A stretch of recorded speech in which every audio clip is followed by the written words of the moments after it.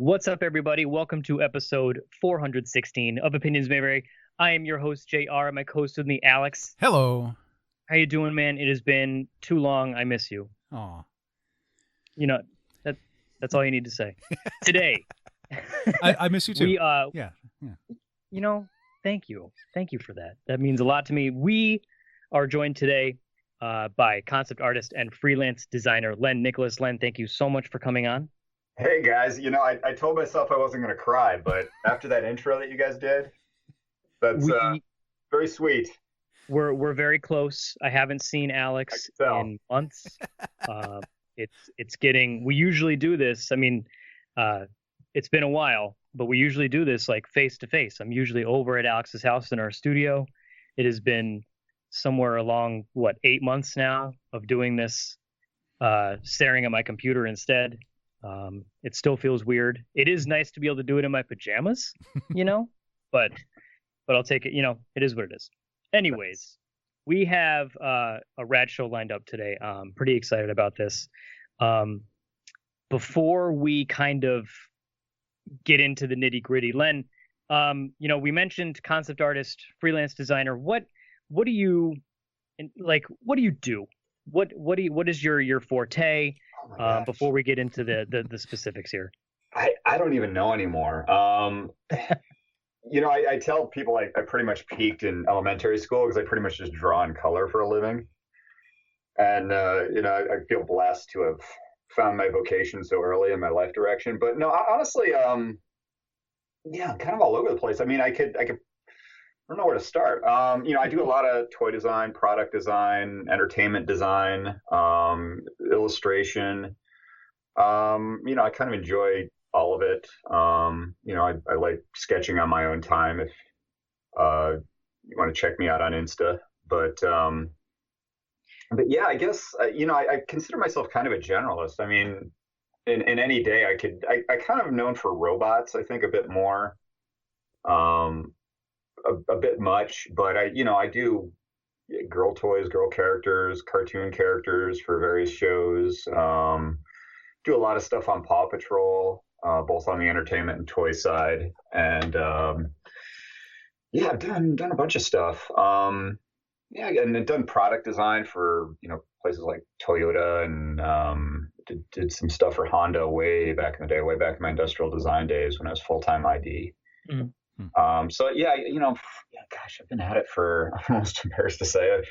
I didn't think I'd be the guy I'd be all self-conscious once I hit my 40s. Talking about how much experience I have, but I probably got about 21 years experience between industrial design, entertainment design, illustration, and concept art.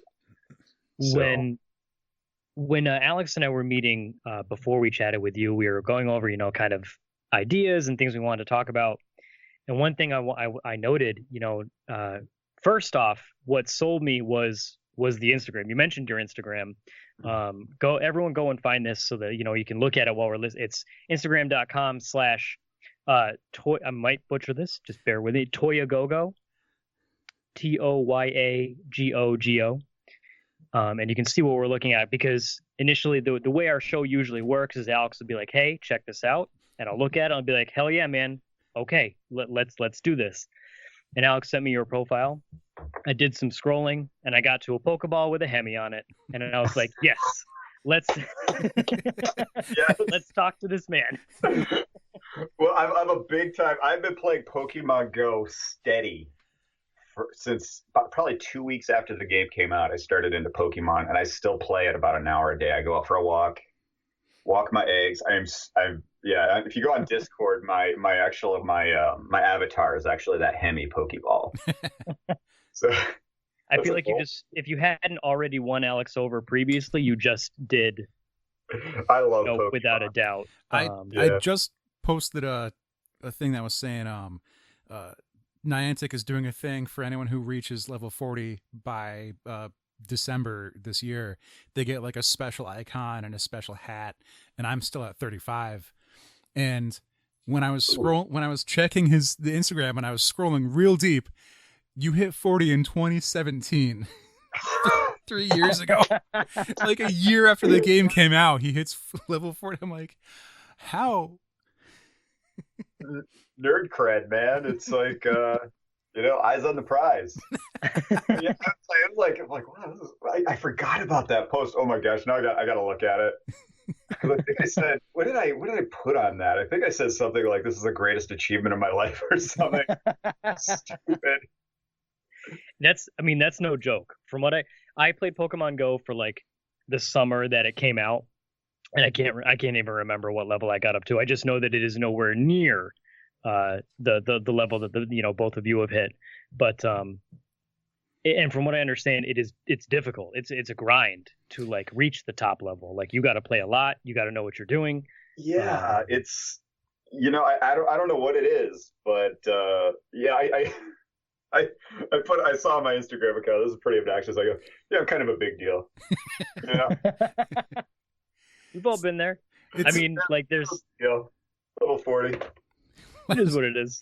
Yeah. I was reading this Reddit post to give an idea of some numbers. To get to 35, it takes 15 million experience points. Jeez. To get from 39 to 40 is 5 million experience points. Let me see how much XP I got right now. We're just going to talk about Pokemon. This is a new episode now. Concept art is stupid. Let's talk about Pokemon. I mean, honestly, I'd be okay with that. But in all seriousness, though, there was the Pokeball with the Hemi on it, and initially I was like, hell yeah, let's do this. And then looking a little deeper into research, I found myself on your blog spot, and it mentions that you worked with Fisher Price and Spin Master and Honda, and I had like Raymond Corp. I had to look up Raymond Corp. I was like, what is this? And I saw that they make like pallet jacks and forklifts. So it goes all the way from toy design, Paw Patrol to forklifts and pallet jacks. Like you're it's like a jack of all trades when it comes to design. Yeah, I'm sort of like the original quote. It used to be said, or it is said, that jack of all trades, master of none. But actually, the original quote was jack of all trades, master of a few. And I kind of live by that. Like I really like the whole idea of complementary skill sets. And something I see a lot and experience a lot is with over specialization. I think comes a lot of frustration in the pipeline. Right. Like I think you need to have a base understanding of mechanics, of manufacturing processes, printing, composition, all those things. Just so when you're placed into a pipeline, you're an asset to the people that come after you, or at least as much as possible. Right. So I've found that, or if you're in a project, if I have some sort of diverse experience, I can bring a perspective into it that might kick something loose, and often does really, that may have not happened if we were all simply strictly specialized in that specific area. So I found it pretty helpful. And I like to bounce around. Like right now, I'm trying to get my storyboarding skills up. I've done a bit of that and really enjoy it. So I want to do more of that. And it's like getting around, being a skill whore, such as it is. Just collecting skills. Just collecting skills, bro. So I have some questions about that. So when you're designing a toy, mm-hmm. do you already have training and education as far as like how things are produced, or does the company send you, stats, or like, we want the thing to be this size, it could be this height, its dimensions are about this, and do you have to figure that in, or do you have to really familiarize yourself with the line when you get it? Both, actually. I mean, it really depends. I mean, some lines I've been working on forever, like Paw Patrol, I've been working on forever, and it's one of my favorite things to work on. So I'm pretty familiar with the line and how it's evolving and the potential directions it may go. Other things, you get some project that you're like, whoa, I've never heard of this. An example was, when Hatchimals was dropped on me early on. I'm like, what is this? Okay, whatever. And then it was like the toy of the year. But I had to familiarize myself with it, get an understanding of their thought process.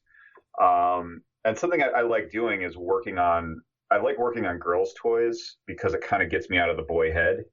if that makes that sounded horrible, but it gets me out of like kind of my inclined state of mind and gets me in a different thought process.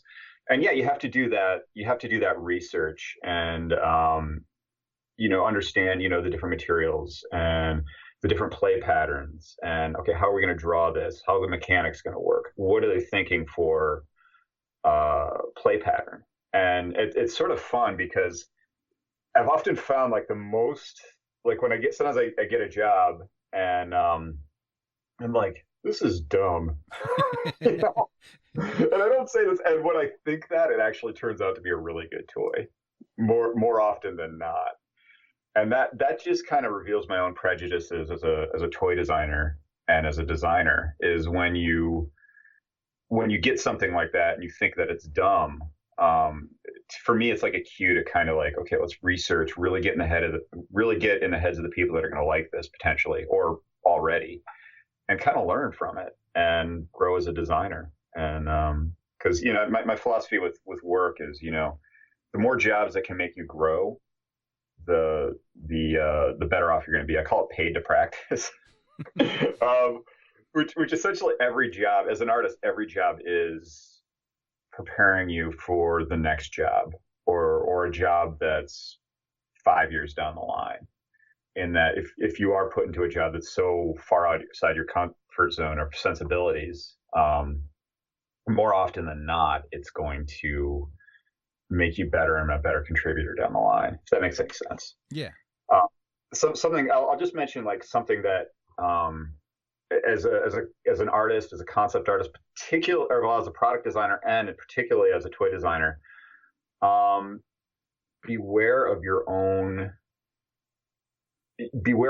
nostalgia, because the way that we played with toys when I was a kid back in the 80s and early 90s, let's not lie, I played with toys up until probably the 2000s. I still play with toys, but when you were a kid, the toys that you played with and how you played with toys, there are differences of what hit in the 80s isn't necessarily what's going to hit now.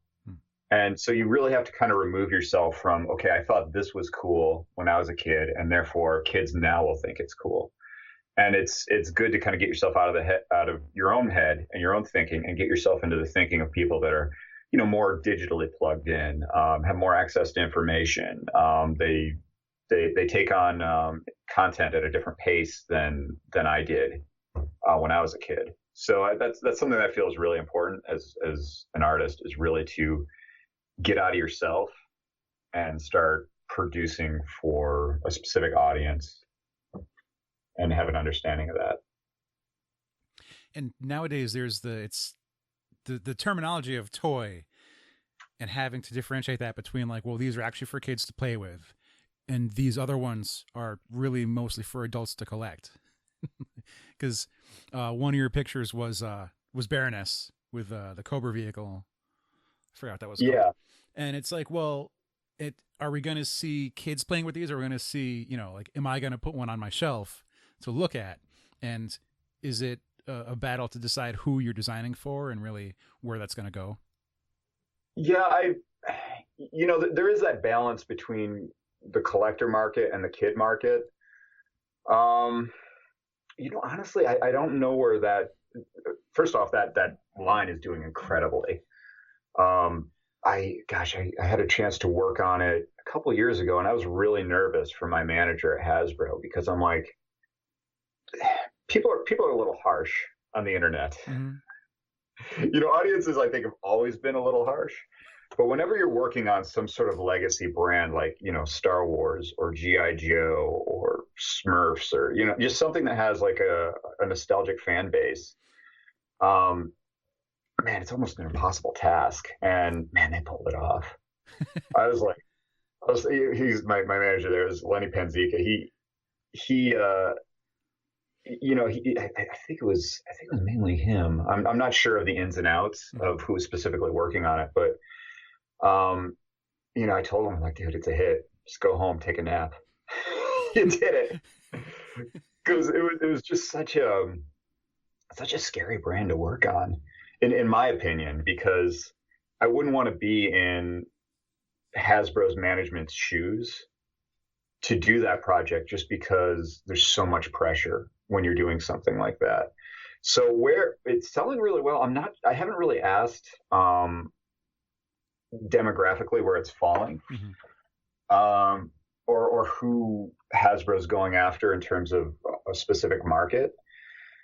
But yeah, that's sort of a weird thing in toys where, yeah, it seems like, maybe 20% of toy sales or somewhere around there is adult collectors, and then kids are mainly the bulk of it. So and then there's certain, you can get overlap between the two brands, but sometimes they don't. Like, I think a good example of that is the 2000X He-Man figures. And yeah, they seem to not hit right in terms of, they seem to have gone too collector and not enough kid. Right. And I think there was also an issue. I was listening to a documentary about it on the YouTubes, but yeah, it seemed like they wanted to appeal to kids, but I think they got in a nostalgic trap with it where He-Man was so great when I was a kid. Kids are going to love it now, right. But to kids now, it's a buff dude in underwear. Yeah. Like, they didn't have the cultural context of, Conan the Barbarian and stuff like that. We had these big buff guys. I mean, and wrestling and stuff like that. I mean, I kind of grew up on scantily clad muscular men. I mean, to an extent, we all did. So when He-Man came in, it was like, okay, this is normal. But I don't, I think kids, we've kind of toned down the testosterone of everything. And yeah, we've toned down the testosterone of everything. And I think that when kids see something like He-Man now, they're like, why is he in a fur diaper? So it's that thing where you got to watch out. It's like, okay, kids now don't have the cultural or sensibility context that I had back when I was their age. I'm experientially out of touch. I'm not, my childhood is not now, ergo I have to listen to said that dryly, I actually enjoy it, but I have 3 kids and I pester them constantly about toys and what they're playing with and what they like. And but that's another trap actually with toy, is that downstairs I got my 3 children, and I have a market sample of 3. And if I take my kids that might be as quirky as I am and extrapolate them to the market entirely, I'm going to miss the mark. Right. So, it's tough. I mean, these companies, like, particularly Hasbro and Mattel, they got these legacy brands and are really, it's intense, man. I mean, these people really care, and it's hard hitting that mark. And when they miss, it kills me, because, man, I work with these guys and they just put their hearts and souls into it. And, it's, I'm glad when they hit it, so it's always a nice thing. So I get what you're saying, because I don't follow a lot, but I follow a couple, and I've seen a friend share a few things like, well, here's a new comic figure, and like the figure looks great, everything on it is great, but then a collector notices they skimped and didn't do double jointed elbows, and they're furious about it. These are the worst elbows. And it's like, now they have to backtrack and like defend it, when it's like, we just gave them normal elbows, dude. Yeah, when I see that, I mean, I have mixed feelings about that, because first off, it's a toy, and yeah, and it, if you're getting upset about it, maybe you're not focusing on the more significant problems in your life, or maybe you should be grateful for a very charmed life. And I'm saying this to me right now. I'm looking at the Skype. I'm going, Len, you're concerned about those elbows, and you are on occasion. Perhaps some gratitude is in order. And you do see, like, there have been time of, watching like a toy channel, and they'll be looking at some new Star Wars figure, and they'll just go on a 5-minute rant about how much they hate the face sculpt and how this it's ridiculous and they should be embarrassed. And it's like, dude, I don't think the 7-year-olds who this is marketed for really care about the face sculpt and whether it's fully, reminiscent of Mark Hamill or Carrie Fisher. Like, they just want to make them fight against Darth Vader. Yeah, or whatever. I mean, it's sort of a mixed bag, because I remember as a kid getting a toy that just kind of let you down. Right. Like, I remember the original Beast Wars, and I'd watch the show, and they had Rhinox. And oh, he was the coolest. I friggin' loved Rhinox. And I went to the store to get a Rhinox figure, and I'm like, this is nothing like the show. It doesn't have that big gun, the sculpt's kind of, and it just didn't hit the character right. And that kind of bummed me out. Not like to the point where I'm going to go online and complain and go after Hasbro, because the reality is, it's like, they need to produce a toy. This is in the 90s, late 90s, that they're producing this toy alongside a production schedule. So they have to kind of sync them up the best they can. And that can be really difficult because, maybe Rhinox started off as what was on the shelves, but then later in production, they changed it. And then, probably for very, good reasons. But it's really hard to retool that Transformer. So let's get it on the shelf. But it would be so awesome if you could get, a show representative Rhinox figure. So I'm kind of using myself as the example of the angry nerd. That's one example, but there's so many things that go into production, and these guys work hard. I mean, it is. I mean, we all do. I mean, I work probably 10 to 16 hours a day. Some of these guys at these big toy companies, they are working and they care. And, sometimes it kind of makes me a little angry that, okay, you're disappointed in this one thing, but I think there's a way to get more constructive criticism, which I think is welcome. Mm-hmm. But when people get so abusive, and these people are just like killing themselves to get these things out, because they're more passionate than most fans, in my opinion, just by virtue of the fact that they're on the brand and they're working on it and they know it inside and out, and they're literally dedicating their lives to this brand. Right. And sometimes I think that, some of these guys on the internet, I think they could probably up their empathy a little bit. And just kind of maybe get an understanding of, what people are going through, like the last Black Panther movie, everyone's complaining about the Black Panther versus, what was Michael B. Jordan's character. They're fighting. And admittedly, the computer graphics were probably not amazing. I think it told the story. But, people are ragging on it. And the truth is, you have an underpaid special effects artist probably working multiple days without rest, getting that scene done. Not getting overtime pay.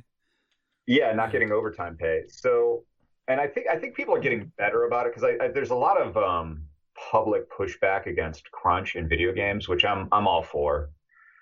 I think it's good to kind of remember, the creators in all this and what they go through to make these things. So,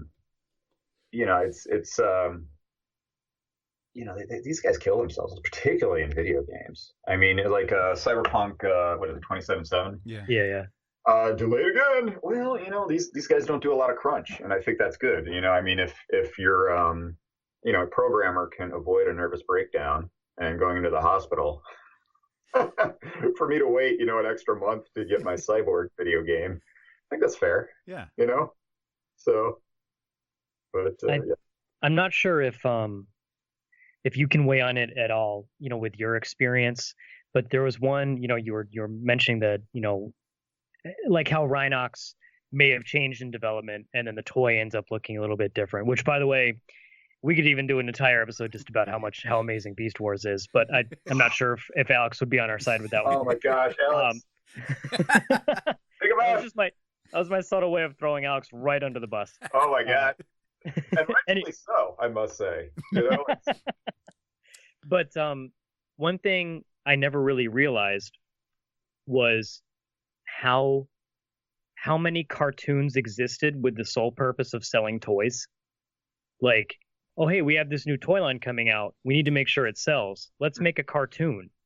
And like me being a dumb kid, I never realized that was the cartoon telling me, hey, you want this toy. I need all of the Street Sharks because look at how cool the Street Sharks are on TV. Now I need every single one of them. And one that kind of, it was put into perspective by a Netflix series, The Toys That Made Us. I don't know if you're familiar, or if that's even like I guess what I'm getting at is like, is that an accurate look into the world of toy development? Because like it seems like there is a lot of like stress, and if this toy line doesn't sell, we could all lose our jobs. Like this is a Hail Mary. Like I don't know if you're familiar with it. Is that kind of a good representation? Well, there certainly is a lot of stress. I had a buddy, working on the line. Actually, I think he got a toy award, and I'm not sure how much name dropping I should do on a podcast. I gotta talk to my clients. How much name dropping you want? But he's working on this product, and great innovative product. Brilliant manufacturing in it. Just, unbelievable. And he's running into these snags. It's like sometimes it's like the show Silicon Valley, where you're like ahead one step, and then you're the Titanic sinking into a lava cave in the next. And there's a lot of that. This poor guy, he's developing this toy, he's got to test it, and then all these videos come out of kids using it, and I'm not sure if I should describe, like, be specific, but anyway, there's videos of kids with a toy, and it's not flattering to the toy brand, and he's just like freaking out, and he's stressed to the gills, and it's a great toy. Everything turned out all right. They got a design of Toy of the Year award, and but yeah, it's like that. It's tough. Especially on legacy brands, but even other brands. Watch that show Silicon Valley. The toy industry is a lot like that. I'm sometimes, on season 4 now. Not always, but. And I'm fortunate in that, I kind of try and stay out of that. I have my own stress factory here. But, you do get privy to, this didn't sell. We thought this would launch really well. It didn't. We had high hopes. And, it's tough. It's stressful. These guys, making this Scorpionox, or not Scorpionox, but Rhinox figure. I don't know what they went through in the 90s. They didn't have computer CAD making Transformers. If I'm remembering correctly, around the Beast Wars times, kind of when the brand was starting to come back. So it's not like they had, this huge experience, or maybe they didn't have this huge experienced design team like they have now, who knows how to do all the transformations and really knows the ins and outs engineering, what you can get away with, what you can't. And, these guys are probably making these things with pen and paper control drawings and, sending them to who knows where to get them made. And, right. You're launching this show and you don't know if it's going to be a hit or not. And, it's, actually that would be Toy Galaxy if he's listening. That guy's great. Do the history of Beast Wars if you haven't already, and talk about what they went through, because that's an interesting time in toy history. Because I think Transformers were just starting to come back in that time. So, but yeah, these guys go through is crazy. But I love it, and it's sort of funny because you're talking about I didn't know these cartoons were designed to sell us toys. I'll tell you something. I had no idea. I knew they were there to sell me toys, and I loved it. I'm gonna swear, I fucking loved it, man. I loved it because you could be part of the narrative. Like, you could watch the cartoon, and then kind of see how all the characters interacted and all their powers and stuff, and then you could have your own adventures. It was like fan fiction for the illiterate. just because you're a little kid and you're making up your own stories and you're part of the whole show and the mythology of it. Right. And I love that as a kid. I absolutely loved it. And I like seeing, these new characters and character templates of stuff and having my own little interactions and stories and digging deeper into something. But also I did like having, I liked my Legos too. And this was before, by the way, I love Lego. Yeah, we're gonna talk about Lego. Don't worry about that. We've got 20 minutes left. We may have to go long. We might be able to go long. We'll see. Holy geez, Pokemon and Lego. Yeah, right on. Yeah, okay. Where was it? Oh, geez, why'd you have to bring up Lego? No, I don't. You brought it up. You started it. I mean, we were going to get there eventually. I played with toys. Sometimes I liked making my own characters and my own narrative. Yeah. Mm-hmm. And sometimes I think the potential weakness, with selling toys from a cartoon and already established mythology is that I think you're overly inclined to be stuck in that mythology. I mean, I've never had Shredder as the good guy and the Turtles as the bad guy. It was almost sacred, keeping within, the construct of the story that they laid out. Mm-hmm. But I did like the, back in my day, we had a lot more Legos that were just a lot more ambiguous in terms of their personalities. Like you'd have very loose kind of interpretation of good guys and bad guys. Like you'd have the Black Knight and the Night Fortress, and then you'd have the Robin Hood type Lego guys. And so, I mean, that would kind of set up like a loose narrative impression. But the reality is I loved kind of making my own characters and my own stories and my own worlds and stuff like that. Right. But but that's how I do it. But I don't design toys for me. I design it for little kids, kids with whoever wants them. Yeah, children and men children. Your terminology never occurred to me before when you're like, oh, it's fan fiction, but it's kids doing it. And when I would play with my G.I. Joes, they were never General Hawk and Duke. Like, I gave them new names. I made up new stuff. And like, maybe Cobra Commander was still Cobra Commander, but there's also the problem of being a kid with no money. And like, you have to ask your parents, I want the He-Man, and they get you Faker instead because they think that's He-Man because the name's on the package. And it's like, well, now I guess I just have to play with a blue He-Man. That's just what I'm doing now. Yeah, and honestly, you hear this from every generation, but I think we're better for that sort of thing. Because sometimes I think the toys can perhaps be too packaged and too set up, mm-hmm. Where children aren't forced to kind of make their own narrative. Because right now it seems like everything is very licensed and very established. In terms of what they are and defined. And I think that's well and good. I think the market seems to like it. But I'm wondering if I've often suspected a nostalgia and kind of entertainment bubble where people are just like, I don't want to play with these established characters anymore.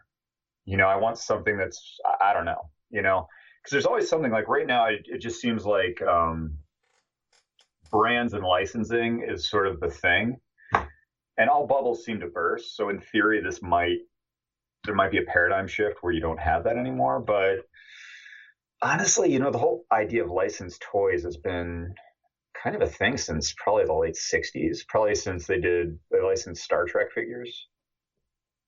And it seems to be a growing demand. I don't know. It's interesting. I mean, I'm not passing judgment on the market, neither on the production or consumer side, but I'm curious to where it's going to go. And I'm kind of curious to see if the market does have a spell where it's less licensed, less defined, and more up for interpretation. Right. So I think there's probably a bit more of that in girls' toys, like your LOLs and stuff like that. Like the characters are a bit more, they're a bit more up for interpretation, whereas I think boys' toys are much more scripted, which is interesting. So I'm wondering how that will play out. Even like I remember growing up, I was raised on Ninja Turtles. Those were kind of the bread and butter. And eventually like Street Sharks, which are just, they're dollar store Ninja Turtles. It is what it is. I still love Street Sharks. They hold a special place in my heart. Um, and even for, you mentioned creating your own stories and things like that, like having the cartoon along with it meant that I could now act out the stuff that I saw in the cartoon with my toys, So like it was like a way for me to like also relive the show and also do it like in real life. It was just gave me another kind of outlet, I guess. Yeah. Yeah, because I mean, the content that we had was so little. I mean, you had a specific block of time to watch Transformers and learn about it. I'll say 2:30 Monday through Fridays or something like that.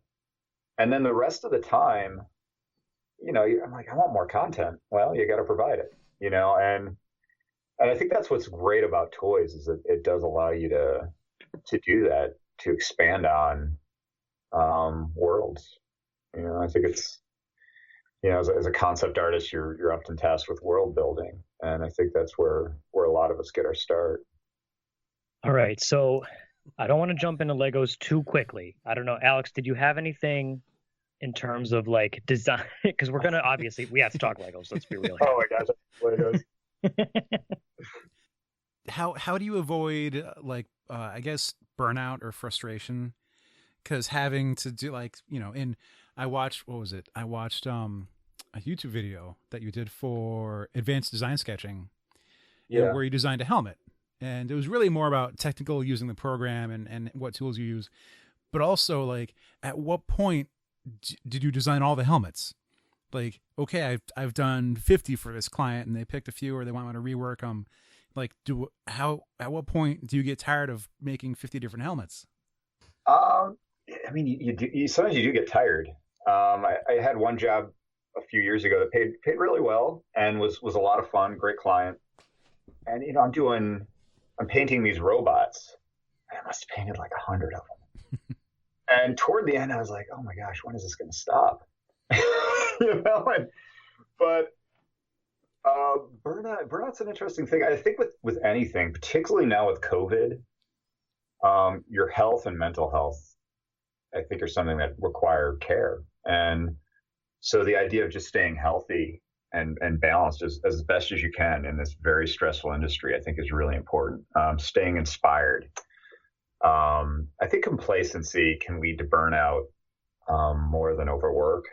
Mm-hmm. Where if you're just doing something repetitive over and over again, I think that would get to me. Mm-hmm. It's sort of weird. How do you avoid burnout? All I can say is I've avoided it so far. As I get older and less energy, presumably, I'll probably take on less work, probably in about 5 or 6 years. But I don't know. I exercise every day. I try to stay inspired and around inspiring and creative people. I try not to be too hard on myself. I mean, you've talked to artists. We're all like, oh, this guy's so much better. I suck. Itis. And it's pretty much the premise for our entire show. Everyone's better than us. Let's talk to them. Well, you're taking a break on this one, guys. So you're taking the week off, guys.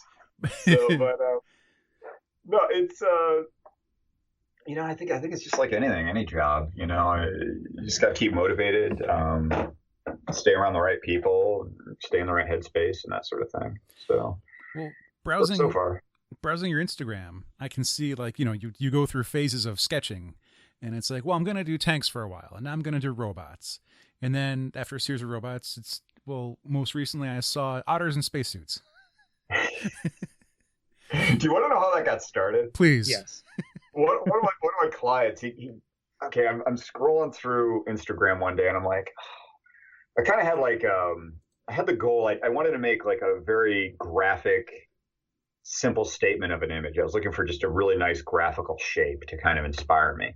And I'm scrolling through, and I see this freaking French bulldog puppy, and it's one of my clients who's like, I just typed in, I'm like, yep, and I drew that night, and I put it in a spacesuit, and it got like 1 million likes, and then I'm like, okay, I think I'm onto something, and I get to brown nose my client as well, so I got in there. And I started doing a bunch, and then I'm like, I want to do an otter. And so I did an otter in a spacesuit, and people friggin' loved that. And it just sort of went from there. I mean, I was pretty much whoring my client's pet out for Instagram followers. So I'm just like, this guy's a social media farm. So I pretty much draw my client's dog. I'm actually going to do one of him and the otter together. Oh, good. So yeah, they're just silly, man. I love those guys. Everyone does. I'm like, it's just funny. I mean, this dog is freaking cute. I've always loved otters. I don't know why. And yeah, so there it is. Yeah, it's but yeah, I try and do themes or whatever's in my head. Sometimes I take on a theme like I did or tried to do Guillermo del Toro's style creatures on my Instagram. And it kind of pushed me. I mean, I was glad when the month was over, but I'm like, oh, I learned a few things and pushed myself in some directions. I don't think I really have a focus now. Actually, no. We'll talk my focus when we talk Legos. Have you seen my latest? Yes. I was gonna comment on that. How like you've been kind of drawing like a structure or something, and then not only is the drawing great, but then you have the ability to then create it out of Lego. Yeah. Do you want to go to Legos? Yes. Do you want? Let's do it. I'm ready. Let's freaking do this, man. Some hardcore shit. We had the perfect segue. We're just gonna dive in. We're diving into those bricks. All right. So yeah. Yeah, Lego. I've always loved Legos. I think it's probably one of the perfect toys, and it's also one of the companies that I probably will never work for. Oh. And the reason why I'll probably never work for Lego is I'm just too much of a fan. Like, I don't want to see how the sausage is made. Like, when the new Star Wars sets come out, I want to be surprised. When the new sets come out, I want to still have that, oh my gosh, this is so cool. I had no idea. But yeah, I just love Lego. I think it's one of the most perfect toys out there. One of the most perfect toys ever made. And I'm trying to think, when they started having the sloped bricks, I think they really did some amazing things. The way that they build now, I think is phenomenal. And I mean, they're making the sets they make are just incredible. And they, I literally probably spend about $4,000 or $5,000 on Legos a year, just because I like it. Well, maybe not that much. Let me think. Last year was a big year because I got that UCS Millennium Falcon. But no, I probably do over probably about 1,500 in Legos a year. And I spend a lot of time on Bricklink, and there's something relaxing about it. I'm not in front of a screen, which I really like. I like the tactile nature of it. I like the I'm literally like rapid prototyping my own play set in front of myself. And yeah, I just like them. And then you go on these forums and you see these incredible Lego builders that just inspire the hell out of me. And have you ever had one of them on the show? Some of these really like high level Lego guys?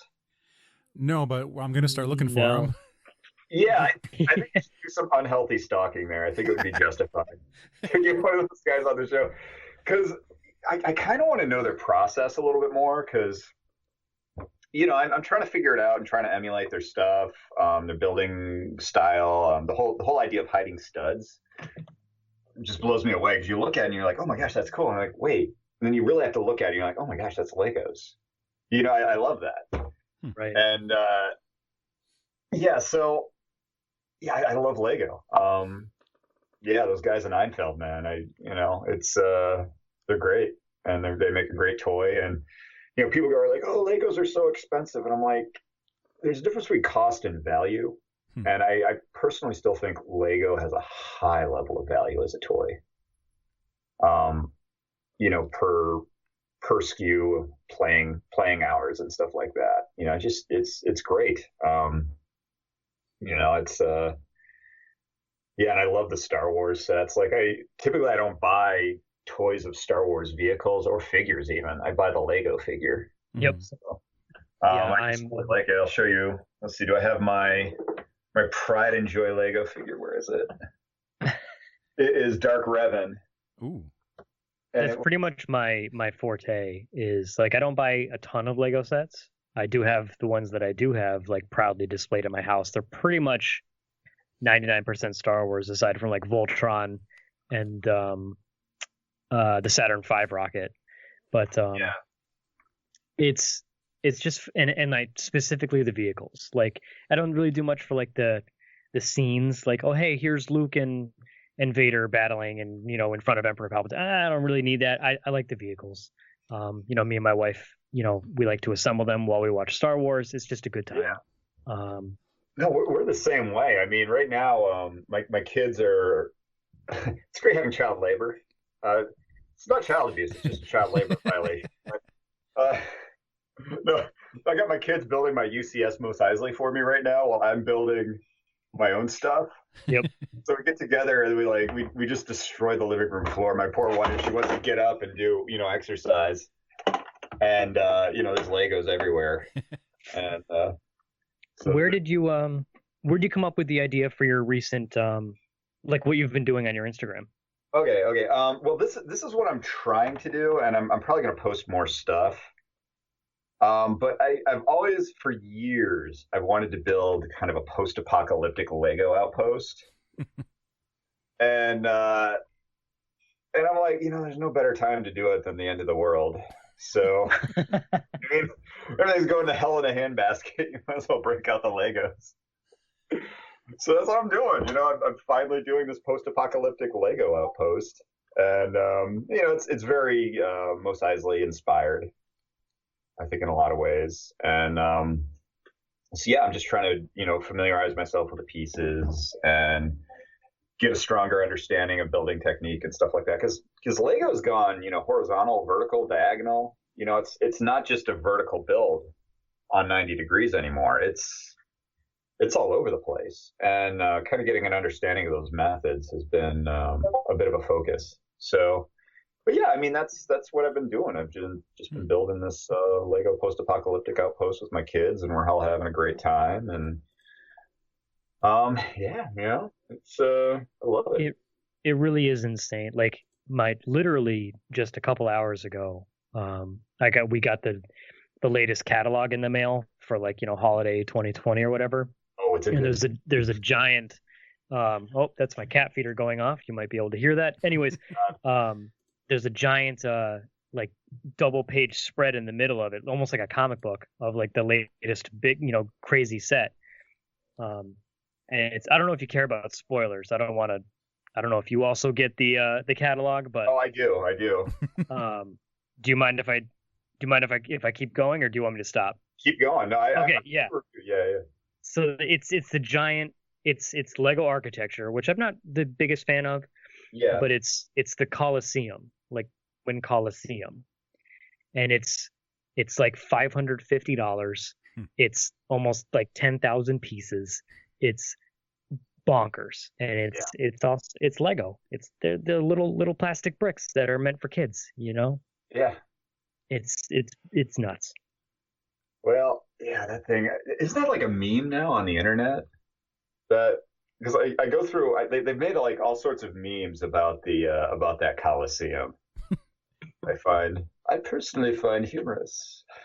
I don't know if I've been able to procreate and have progeny is sort of a miracle. Yes, but yeah, it's pretty nuts. I mean, and yeah, Lego's a group that I think really.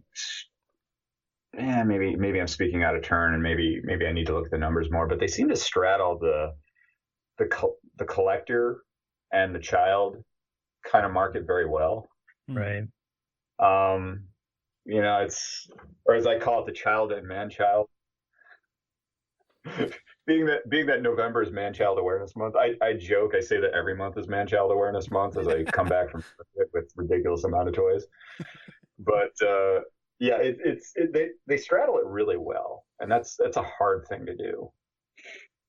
Because you can still get like the bucket, like like that's what I grew up with, was it was just a tub of Lego, like a tub of Lego bricks, and it's, what are we doing today? I guess we're gonna play with some Legos, and you just bust out the tub and you build a house or a car or whatever. And you can still get those if that's the route you want to go. You can still get your tub of bricks and have at it, or you can buy the set. You can buy, hey, here's a space shuttle, or here's a car or whatever. Like, it's just, there's kind of something for everyone, including, the mid-30s collector who likes to build with his wife while watching the movies. Yeah. It's so scalable as a toy. And I think that's what happens when you have a creative medium, a building medium that's as articulate as Lego, is that you can really scale it from, 1-year-old to, presumably I'm going to be doing this until I'm 96. So thinking that's the cutoff date, boys. On the remember when they put like for ages from 9 to 12? I'm like, don't shame me, Lego. Don't do me like that. You can't restrict me. You can't restrict me. It will not be confined to your age restraints. Okay, I have a question.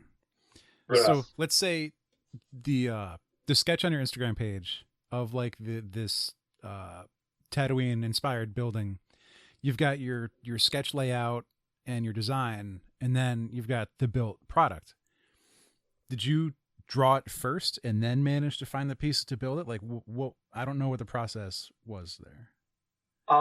Kind of. I did a not so pretty sketch of it first, and then I sketched it afterwards just to get more of an understanding. Because my goal is to be able to draw the pieces proportionately to each other, so I can sketch them before I build them. Because it's too, at the scale that I'm building for me is it's too cumbersome to build and discover just via brick. I feel like I need to have some two-dimensional idea before I go in. So, I mean, I'm kind of learning as I go along. Let me see, you guys. Oh, there goes my light. Hang on, let me see if I can show you kind of a rough sketch that I did that I'm kind of building on right now. Let's see if I can get this guy up here. Doink. All right, that'll work. Getting the behind-the-scenes stuff now. I know. On my page of MMA fighters, but I don't know if you can see it. Oh yeah, that's good. Yeah, so I'm kind of, but getting proportions right and stuff like that, and then building in Lego, it's kind of a back and forth. But I like having a sketch to accompany it, and hopefully, I think I'm almost there to where I can sketch it before I build it. Which was actually, let me think. This one I think I sketched before I build, but I call it an ugly thinky drawing. Again, the Instagram, it's instagram.com/toyagogo, TOYAGOG, and you'll be able to see what he's showing us right now. That's it. And even just the lines, like being an untalented person like myself who wishes they could do art, like seeing buildings like that, like I love when you can see kind of what went into drawing it, like the what are they, perspective lines? Is that what those are? Contour lines, hatching. Yeah, art things. Like I dig when you can kind of see that underneath, the piece, and you can see the process and how it was made. So, but yeah, again, go check out the Instagram so you can kind of tell what we're looking at. It's one of the more recent posts with the buildings, but. Len, I know we are kind of on a time constraint here. You have things to take care of, so we don't want to keep you too long. Oh no, I appreciate that. No, this was fun, guys. Absolutely, man. I really appreciate you coming on. Before we end, is there anything you wanted to plug? We mentioned your Instagram. I don't know, other social media that you wanted to get out there. Usually we also do appearances, but with COVID and all that stuff, that's kind of taken a back burner. But yeah. Anything you want to plug before we wrap up? No, just be nice. Be cool to each other, everybody. Honestly, couldn't put it any better myself. Yeah, I mean, you got my Insta.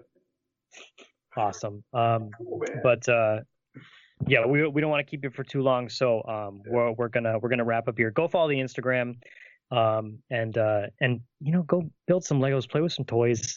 Shout out a designer. If you really like a toy, be like, yo, who designed this? Yeah. Let me hit them up. Be nice to some designers, man. They work pretty hard.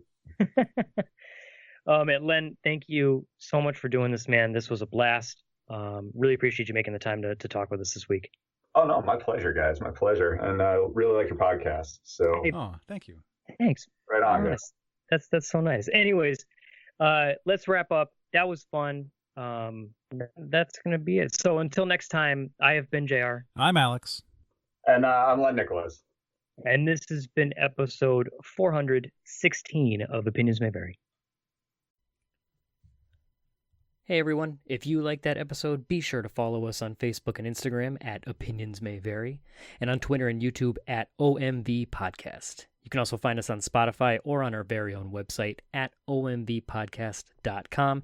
And if you're looking for merch, we have stickers and pins available over at omvpodcast.bigcartel.com while supplies last. As always, thank you so much for listening. Let us know what you thought in the comments, and we will see you next time.